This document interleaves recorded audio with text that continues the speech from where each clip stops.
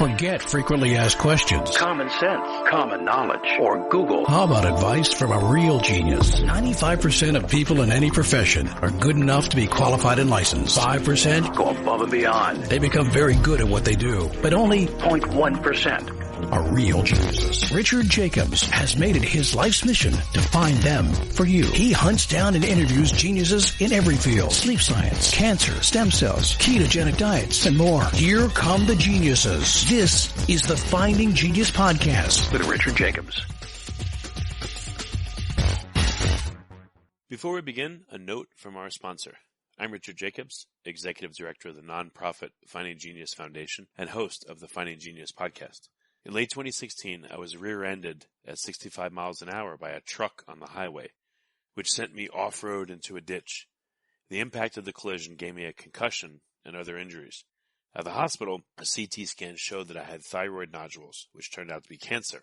It was then, when I had a biopsy of my neck, that I realized even if I was a millionaire, I wouldn't want a second or a third biopsy due to the pain and the invasiveness of it. And appointments at that time for thyroid experts were 3 to 6 months out. And I was worried about dying now, even if that was irrational.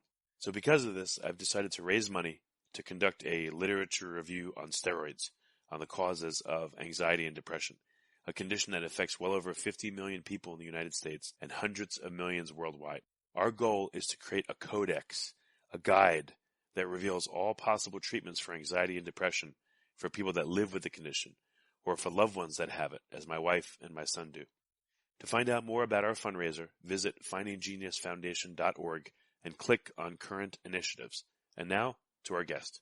Hello, this is Richard Jacobs with the Finding Genius podcast, now part of the Finding Genius Foundation. A quick note about the foundation. We've started on our anxiety and depression massive review of peer-reviewed papers, of lectures, of books, of interviews, etc. The whole goal here is to create a low-cost or no-cost resource for people suffering from anxiety and depression and PTSD. So to find out more, go to findinggeniusfoundation.org. And today, my guest is Gabe Howard. He's an award-winning podcast host, an author, and a sought-after speaker. I wish I was an award-winning podcast host, but oh well. In 2003, he was diagnosed with bipolar and anxiety disorders after being committed to a psychiatric hospital. But he hosts the weekly Inside Mental Health podcast for Healthline Media, and he's an author of a funny book, Mental Illness is an Asshole. I love the title, and other observations. He's been in numerous publications, including Bipolar Magazine, WebMD, Healthline.com, and the Stanford Online Medical Journal. He's been a guest on many podcasts, and now one more as of today. So, Gabe, thank you for coming. Hey, thank you so much for having me. I really appreciate it. Yeah. Well, if you would, it seems like you're offering some details about your personal life. I hope it's okay, but would you tell me a little bit about your journey with mental health? What's going on with you? Yeah, so I live with bipolar and anxiety disorders, and I found out about this after I was committed to a psychiatric hospital. Before then, I thought that everything that was happening to me was just quote unquote normal. I was born this way, right? So I just thought this was part of the natural human condition. And I don't think I really need to tell anybody that we don't really do a good job of discussing emotions and mental health and learning about mental illness. It's just not really an open dialogue. And it certainly wasn't in my family or in the people that I hung out with. So I thought about suicide as far back as I can remember. I mean, I never remember not weighing the pros and cons of life and death. And once again, I just thought it was normal. And everything that was going on with me that were symptoms of a larger illness, disorder, problem, I just dismissed as, life. And of course, what happens if you have an illness and you leave it unchecked, it just gets worse. It got worse and worse and worse. And I'm so fortunate that I ended up in a hospital because I could have ended up in just a much worse place. And obviously I'm I could have ended up dead, right? I mean, but I also could have gotten arrested. I could have ended up in jail or prison, or I could have done something. I did a lot of things that I regret, but I could have done way, way worse considering it was a mess, Richard. It was a mess. Well, I mean, it may be obvious or stupid, but what happened to let you know? Is that what did you not see was going on with your behavior before you were committed? So the thinking about suicide is obviously a big one. Most people aren't legitimately doing a pro and con list for life or death, right? And by thinking about suicide, I mean, like, I would say, I think I'm going to end my life, and this will just be such a relief to my mother. And I thought about it just exactly how I just said it right there. I think my mom would be thrilled if her son died. Yeah, I think she'd like that. And that's obviously just bizarre thinking. But putting that aside, bipolar disorder is a spectrum illness, right? It's the highs and lows that most people are familiar with. The highs are like godlike mania, consequence-free environment, do whatever you want, tomorrow doesn't matter. You are the center of the universe. And then, of course, suicidal depression is where you're garbage and your mom will be thrilled if you're dead.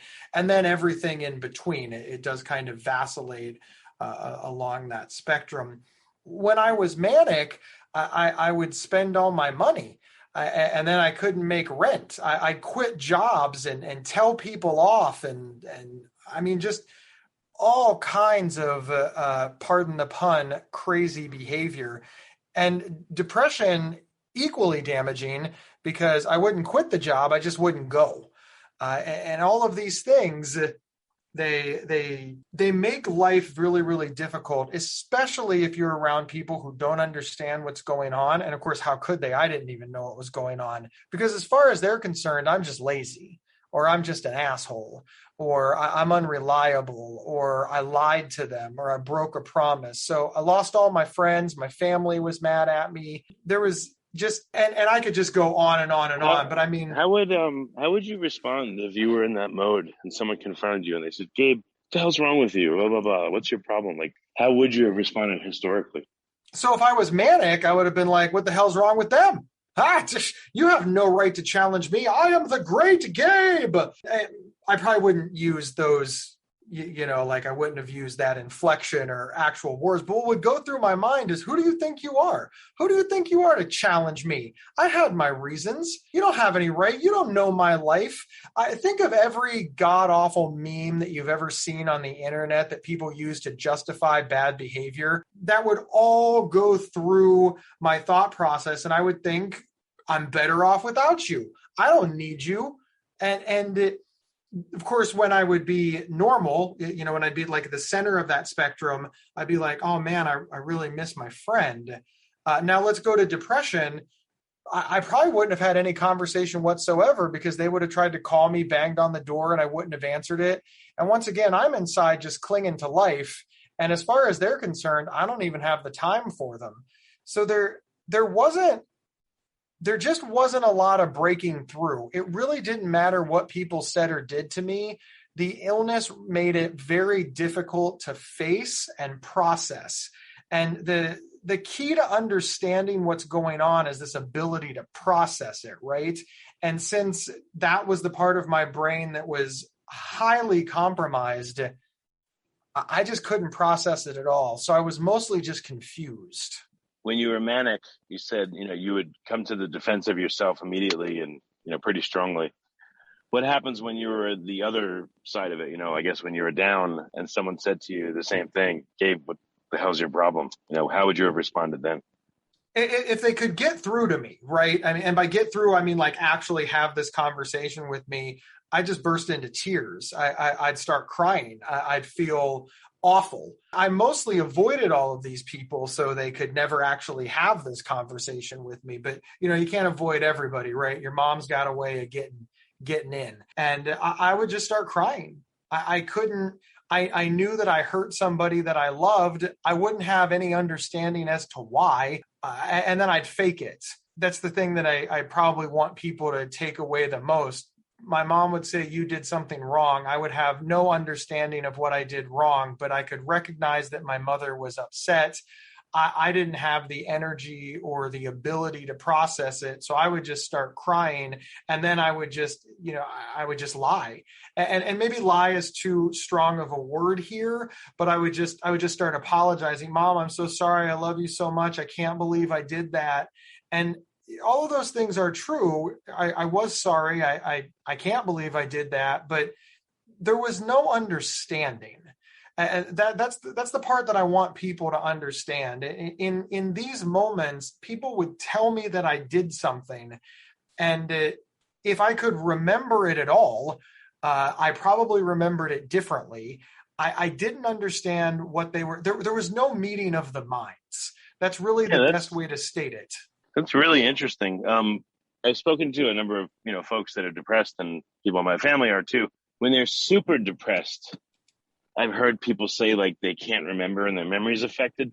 But when they're, at a medium level, they do seem to remember and understand that they're depressed and it's affecting other people. But manic bipolar seems to be different, where like you're saying that you literally didn't remember what you did or didn't understand. Like when you look back, does it make sense that you couldn't understand, or like how do you see it now versus when you were in it?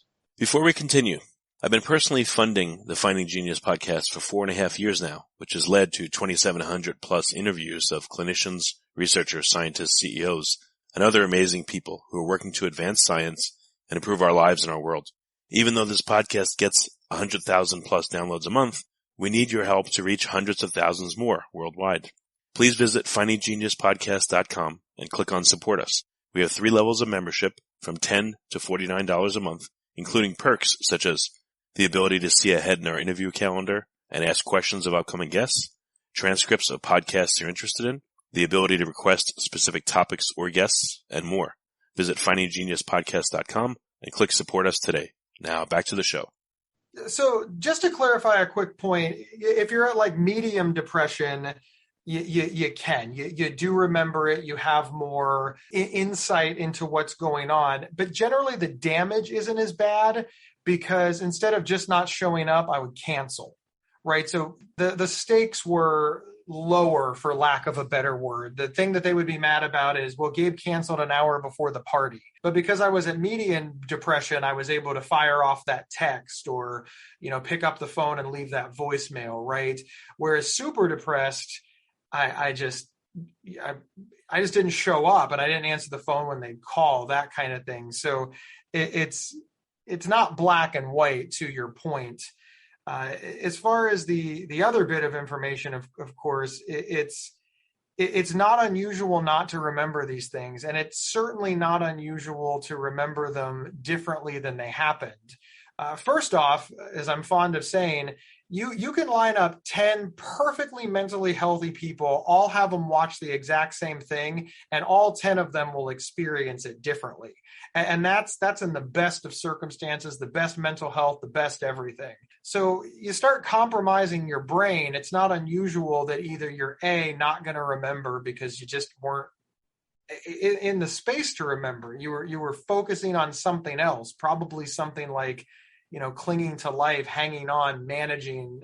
Just, you got a lot going on when you're sick. Or once again, think of the 10 mentally healthy people that experience things differently. Well, I was not mentally healthy in those moments, so I experienced it really differently. Perhaps the reason I didn't show up is because I perceived my mother saying, "Hey, can you bring a bag of chips to your to the party?" As my mom saying, "Well, you never contribute. You're so worthless. The only thing you're good for is this bag of chips, you freeloader." And that's not what she meant at all, but my brain is compromised. Yeah, you would literally interpret a remark that differently? 100% of the time. 100% of the time. Listen, we live in a society where I think everybody, I don't like to have black and white thinking, but I think everybody interprets not responding when somebody doesn't respond to your text as anger, right? I think that we have all decided that if I text somebody and 3 hours later I see them on Facebook, but they didn't answer my text message, they must be mad. Yes. So, yes. And that's just normal, right? That's just people who are, walking around, again, mentally healthy. So it's not a far stretch to be able to just really move mountains to come up with a reason to hate yourself. Because that's what this is all based on, right? I mean, that's what depression and anxiety it does. It twists your thoughts, it twists the viewpoint, and it's abusive. Yeah, it's weird. How did it manifest to you as voices? Like what you just described. So someone asks you something simple like, "Hey, can you bring a bag of chips?" And you think all these different things. But literally, how did you experience it? Did you hear it talking to yourself, or like, what are the different ways you heard that or seen that people experience this kind of manic depression? If you like this podcast, please click the link in the description to subscribe and review us on iTunes. So I had delusions. So it's not voices, it's the feeling of, and my delusions were demons. There were demons following me around. They were hiding under the bed. They were hiding in trees. They were following me to work. They weren't talking to me like words. It was more like how we communicate with our pets, right? I don't know if you're an animal person, but we can all tell. Yeah, good. We can all tell when our pets are mad at us, right? Just in their behavior. They're not using words, but we can tell. Now, again, we have visual cues. We can look at our pets, and even though they can't talk to us in English or our chosen language, they can bark or whine or meow or tweet or whatever it takes there. But just sometimes right? You just have that gut feeling. I should probably spend some time with my pet because they're feeling neglected. And you're not sure why you know this, but ask any animal lover, any pet owner, and they're like, I know it. Well, how do you know? I don't know. I just know. Peppy is mad at me. It's kind of like that, except I've never seen the demon because they're always hiding under the bed or hiding in the trees. But it feels so real. And you start making decisions based on that feeling. Wait, so you literally thought that demons were trying to influence you, or like what were your thoughts about them? I thought the demons were trying to kill me. And I thought the demons were trying to hurt my loved ones. And if they weren't trying to kill me, I thought that they were messing with me, trying to get me fired from my job, trying to get the people that I loved to leave. I thought that they were trying not only to influence me, but also the people around me. I had a girlfriend at the time, and she stayed at my apartment when I went to work. And when I came home from work, she had to go. Now, listen, this was years and years ago, and she just literally had to go. We had dinner, and she's like, "Hey, I don't want to spend the night tonight. I've got to go." I spent that entire night crying because the demons had convinced her to leave me. She didn't leave me. None of that happened, but she had spent the day at my apartment. So therefore the demons were able to convince her that I was garbage and that she should leave. And when dinner was over and she was like, "Hey, I need to go back to my apartment. I got to feed my cats. I'm going to sleep at home tonight." I was like, "Nope, that's the end of it. She's breaking up with me. Demons convinced her," based literally on nothing. So how have you seen that other people experience these kind of interactions? You gave your way, which is probably very common, but what are some other ways you've learned? People experience this in all kinds of different ways. I would say that there's probably as many ways to experience this as there are people. There's obviously some common threads, right? When we talk about being nervous, everybody experiences being nervous differently, but for some reason we all agree that there's butterflies in the stomach, right? I mean, everybody who gets, anxious or nervous about something, it's like, "Oh, you got the butterflies?" Yeah, I do. But the experiences differ from there. One of the things in bipolar disorder is this whiplash effect of emotion. 1 minute you're king of the world, and the next minute you're garbage, and the next minute you're perfectly centered. 1 minute you have control of your thoughts, 1 minute you don't.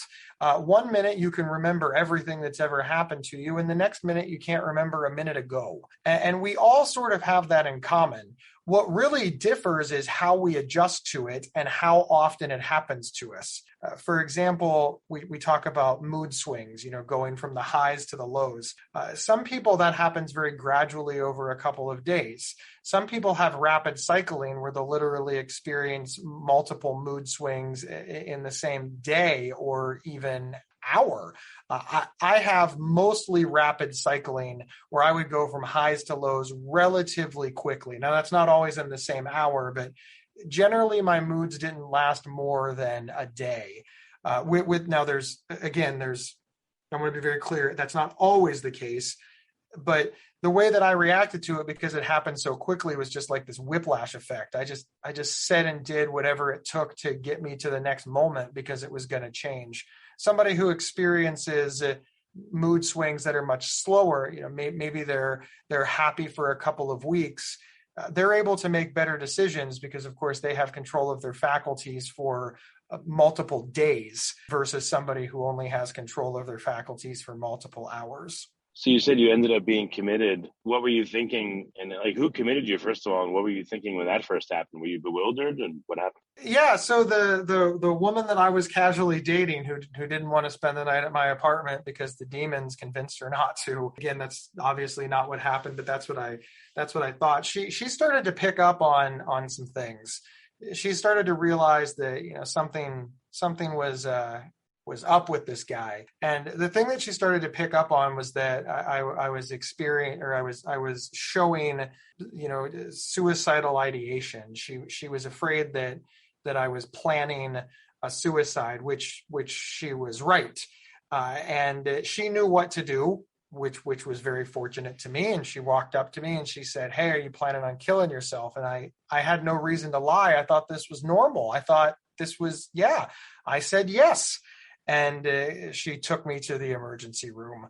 That's long story short, she figured out something was wrong, acted on it because she knew how to act on it, and got me the help that I needed. Once I was at the emergency room and they evaluated me, it was all over from there. I was committed that night, and I got a diagnosis, and I started to get help, and I started to get care, and that really, that was the beginning of wellness for me. And even from that day to the time I reached recovery, it took 4 years.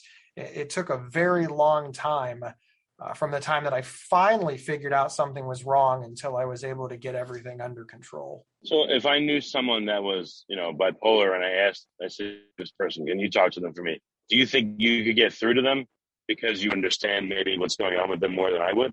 So that's always one of those difficult questions, right? I'm a really big believer in peer support, and we see peer support play itself out in so many ways in our society, from the best example, which is Alcoholics Anonymous or Narcotics Anonymous, where, peers literally support each other. Other people with alcohol and addiction issues come together to support other people.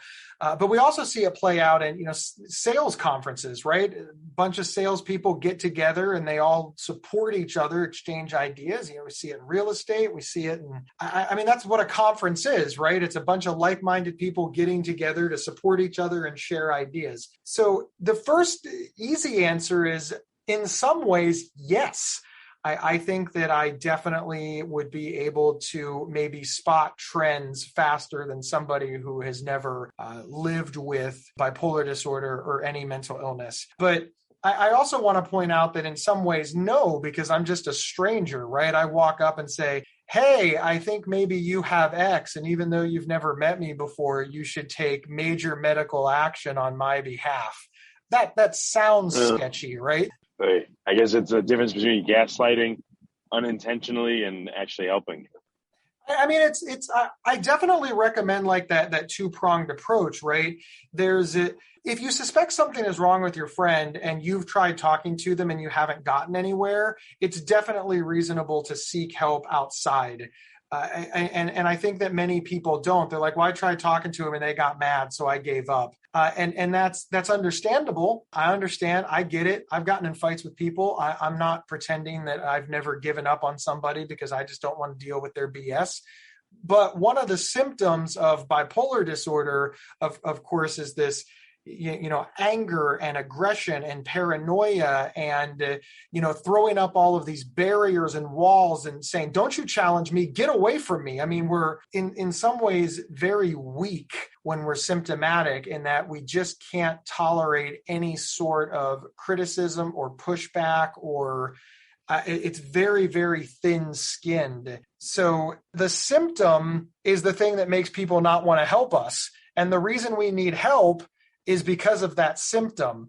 So that's where it's definitely beneficial to, call in somebody else who can help you, whether it's a therapist, a doctor, a peer supporter. And there's all kinds of ideas, but I definitely think it's a partnership between the people who love the person, the person who's been engaged to sort of bridge the gap, and of course the person who needs help. We often leave out that third person. We're like, okay, well, we're going to save them. Okay, well, we got to involve them. No. It's us against them. No, it's not us against them. It's all of us working together to figure out what we can do to help that person. And there's no quick or easy answer. Have you gone through a lot of medical literature on bipolar disorder? And has anyone found any physiological underpinnings of why this happens?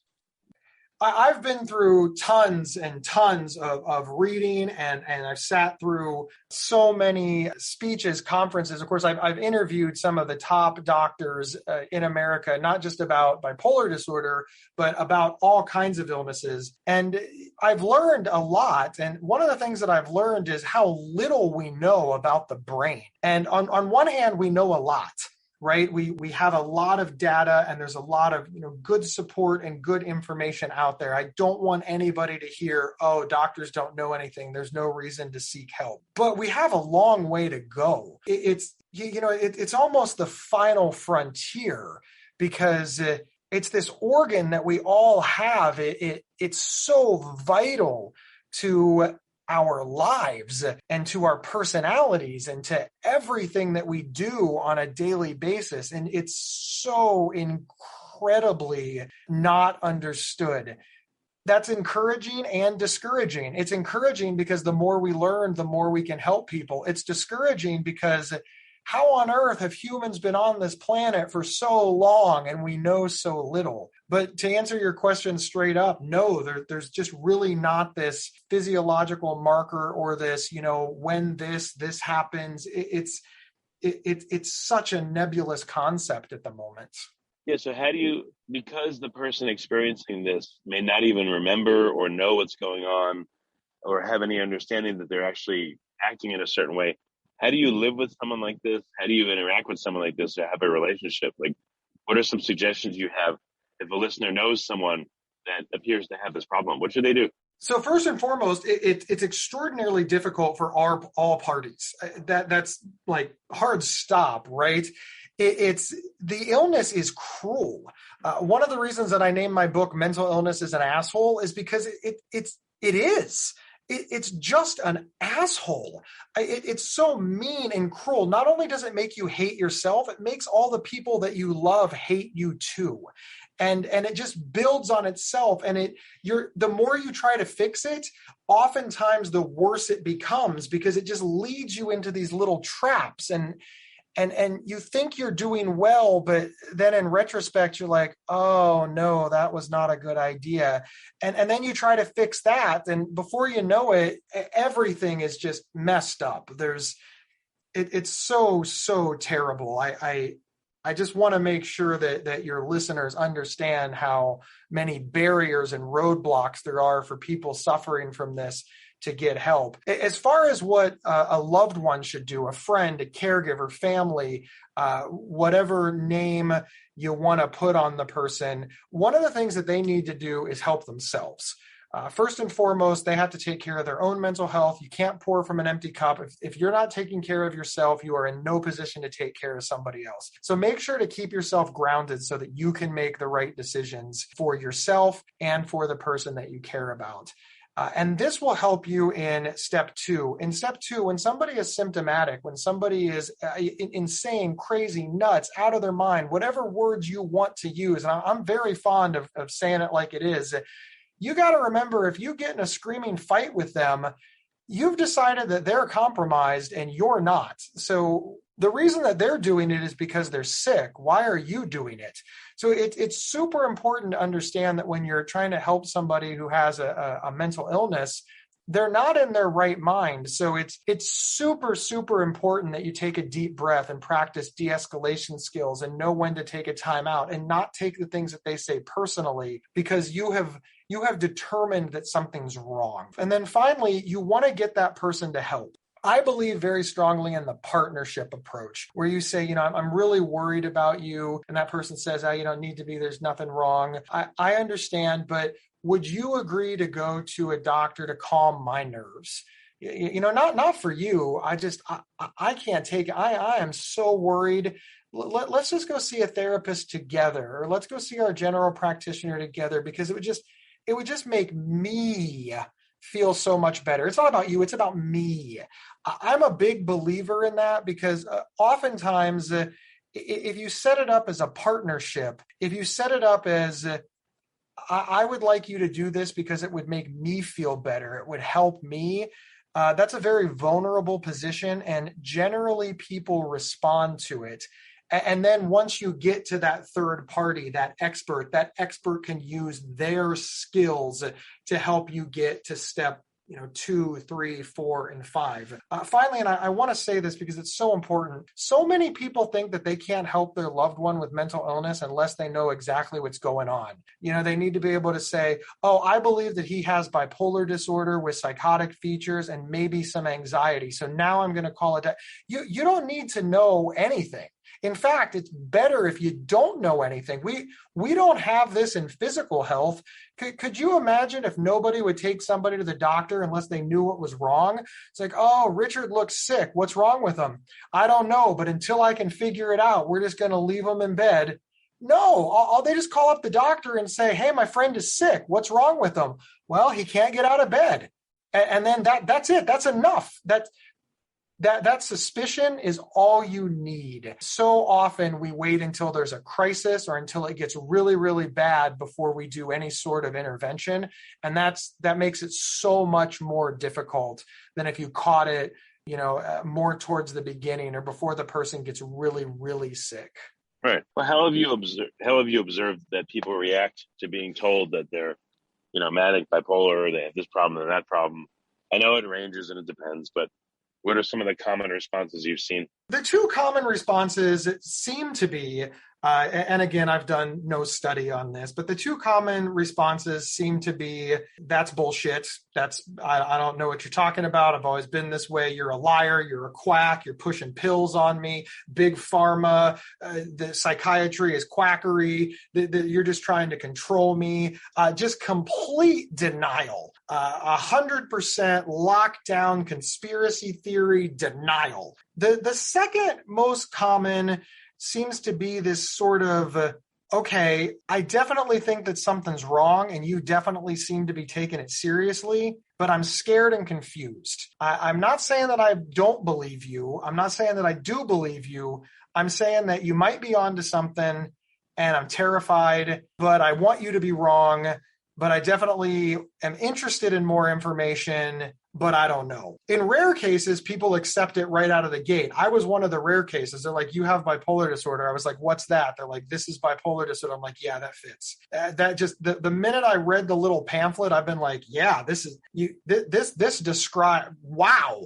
I wish somebody would have given me this pamphlet 5 years ago. It was just so perfect. But, there's a lot of denial in all medical diagnoses. If you talk to any oncologist who delivers, cancer news, the very first thing is, are you sure? Well, run the test again. The 7 stages of grief are very clear that everybody denies traumatic things. And bipolar disorder is a traumatic thing. Yeah, no, it makes sense. I don't know, like now that you've understood it, you've podcasted about it, you've interviewed people, you've learned a lot, where is the help going to come from? Like what do you think needs to be done to help people that are suffering from this? I really, really wish that there were vastly more resources available. One of the biggest problems that we have right now in America is that we treat this in crisis. We really want to wait until something really bad happens.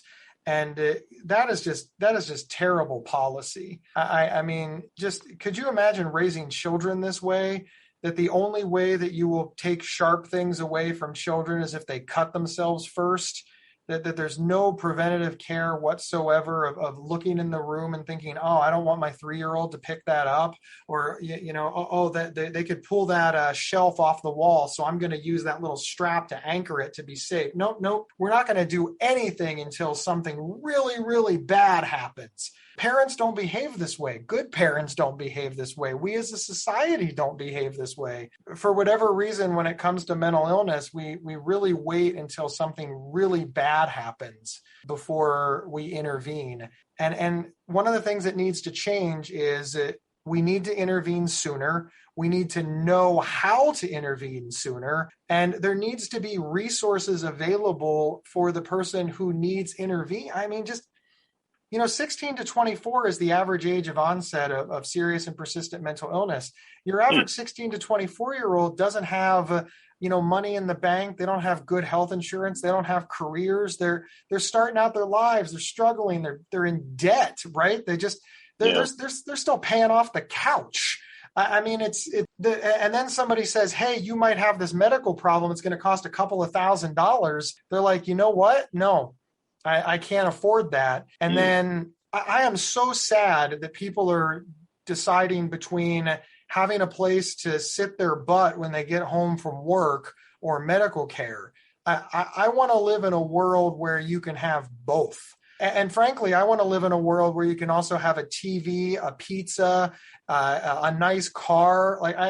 Medical care should not be a luxury item. And medical care is a luxury item. And even in medical care being a luxury item, mental health care is like, that's like a Mercedes luxury item. That has to change. It has to change rapidly. So what, I don't know, it seems like there's a whole spectrum of, mental issues, I guess, ranging from sudden depression, if you got laid off from your job or you were, told you have cancer, to, chronic depression, to bipolar, to PTSD, et cetera, this whole landscape of mental conditions. What, I don't know, is there any advice for parents or friends or just people that know these, if they know someone and they suspect that they're having these issues, what would you tell them to do? How do they respond in a compassionate way? One of the things that we have to understand is that everybody has mental health, and therefore everybody can have mental health problems. Most people are mentally healthy most of the time, right? But all of us can experience a mental health issue. The most common mental health issue that people will experience is grief. Somebody that you love passes away. It is unreasonable to think that that person is going to be in their best headspace, their best emotional state, their best mental health state the day after their loved one passes away. And I think most people understand that. Now, mental illness, that's a whole, those are your chronic conditions, right? So, mental health would be equivalent to catching a cold or getting the flu, right? And mental illness would be equivalent to, diabetes or cancer, to put it in a little perspective there. One of the things that I think we need to do as a society is understand the differences. We need to start having open conversations. We need to normalize people saying they don't feel emotionally well, that they feel stressed, overwhelmed, or that they feel even worse than that. We need to learn the signs and symptoms. We need to have conversations about it. We need to start these conversations before a crisis happens. And we need to be able to forgive people who have issues relating to mental illness. Now, I want to say very clearly, we need to be able to forgive the people that do things that they wish they wouldn't do or that we wish they wouldn't do when they were symptomatic. But equally, the person who does it needs to make amends. I'm very fond of saying just because it's not your fault doesn't mean that it's not your responsibility. I did a lot of things because of bipolar disorder that were 100% related to my illness, 100%, but it's still my problem. I had to make amends. I had to pay for it. I had to fix it. I had to apologize, because as much as it's not my fault, it's not the person who I harmed or hurt or offended. It's not their fault either. So both sides have to do their part. The person who is sick has to realize that something happened and make amends for it. And the person that they are making amends with needs to say, I understand you were sick and that's why this happened. And that twofold is a compassionate way for everybody to move forward. And listen, we're not there on either side. There are so many people with bipolar disorder and other mental health issues that are just like, well, I don't have to apologize. I was sick. That's not an empowering statement. And that's not taking control of your life or your illness. And it's certainly not honoring what the other person went through. I find it very empowering to apologize. I'm not saying that it's not hard, awkward, awful, or I mean, it's terrible. But after I got through it and I started repairing these relationships, I thought, hey, bipolar disorder tried to take my mom from me, and now we've worked it out. So that's Gabe 1, bipolar 0. Those are empowering moments. Yeah, no, it makes sense. We're just about at the end of time. I would bet you have a lot of great references. So one of them I would think is your podcast. I want to encourage listeners, but who would your podcast help? Who should listen to it? The thing that I love about my podcast is it's designed to take complicated, difficult concepts and move them down to layman's level, right? Like that's the goal. It's to get experts and celebrities and notables and people with so many letters behind their name, it takes me an hour and a half to introduce them and get them to share with us what's going on and what information that we need to know. Because listen, mental illness and mental health is complicated, and it becomes even more complicated when we don't have the ability to understand it. So the topics are wide ranging, from what is bipolar disorder to postpartum depression to my son has a mental health challenge to rebuilding after the suicide of a loved one. If it is mental health related, that topic is probably in there. And what I love about it is when you get done listening, you will have foundational knowledge. You will not be an expert. Nobody should listen to a 25-minute podcast and declare themselves an expert on anything, but you will know significantly more when you are done than when you started. And you can use that information to ask questions, to evaluate more information and to learn more and to help yourself. So I really think it's for everybody. But if you are an expert on the subject, that episode is probably not for you.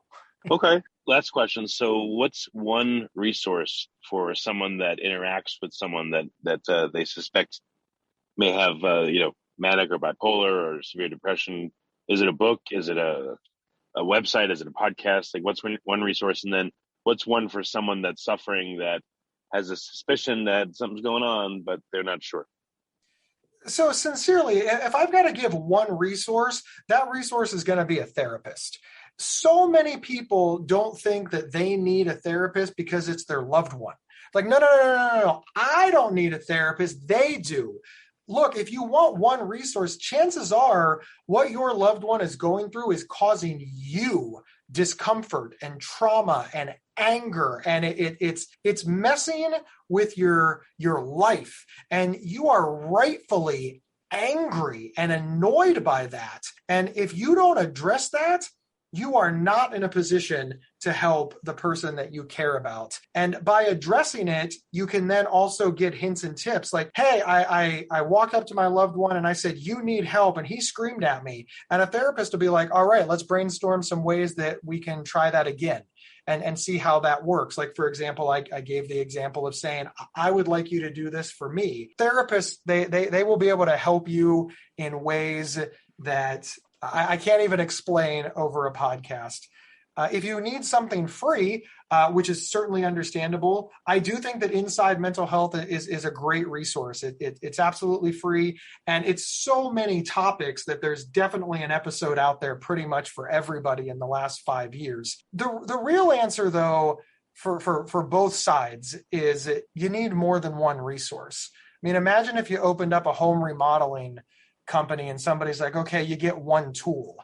You'd be like, well, my company's going to fail if I can only have one tool. You need multiple tools. You need information like from a podcast or a trusted website. You need a therapist. You need friends and family. You need a book. You need to talk to each other. You need a support group. You need to keep an open mind. You need to admit when you're wrong, and you need to learn how to be better, because that's what's going to make us all better. But if you can only have the one, therapist. But if you can have like 1.5, therapist in the podcast. Very good. Well, Gabe, thank you for coming and explaining. And I mean, it's going to take time for me to get my head around this, and listeners too, but I think it's really helpful. useful what you covered. So thank you for coming. Appreciate it. Hey, I really, really appreciate it. You can also grab more resources over at gabehoward.com. The podcast link is there, social media links, and of course, that's where you can grab Mental Illness is an Asshole. I'll even sign up. It's a great book. Well, good. If you like this podcast, please click the link in the description to subscribe and review us on iTunes. You've been listening to the Finding Genius podcast with Richard Jacobs. If you like what you hear, be sure to review and subscribe to the Finding Genius podcast on iTunes or wherever you listen to podcasts. And want to be smarter than everybody else? Become a premium member at findinggeniuspodcast.com. This podcast is for information only. No advice of any kind is being given. Any action you take or don't take as a result of listening is your sole responsibility. Consult professionals when advice is needed.